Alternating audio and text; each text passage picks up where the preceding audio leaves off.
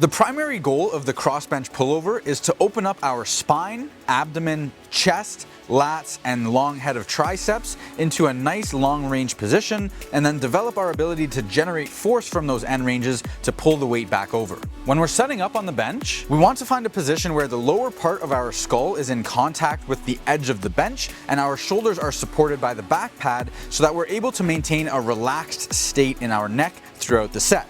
If our neck is all crammed up and contracted and tight while we're trying to do this movement, we won't be able to move the stretch and force where we want it through the pecs, lats, and shoulders, and we're gonna feel like we're getting a lot of strain there. And just as a quick side note, you don't necessarily need to use a bench. You can use a rounded surface, like a large medicine ball, for example. Now, when it comes to loading this movement, there's many ways that we can go about it. My personal favorite is holding a dumbbell in each hand and pressing them together because it offers a little individual freedom for the movement of each shoulder, and the action of pressing the weight together recruits a lot more engagement from the chest and forearms to help support the movement.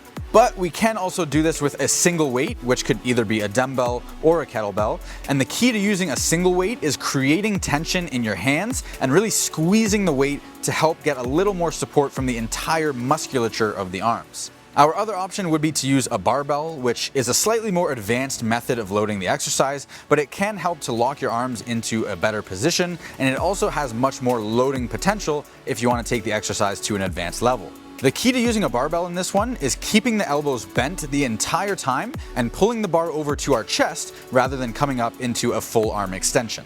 Now, there's a few key points that I want to highlight about our form with this movement. We want to make sure to drop the hips as low down to the floor as we can and maintain that positioning throughout the movement to help maximize the tension through our anterior chain and create a setup that's going to promote more extension through the spine.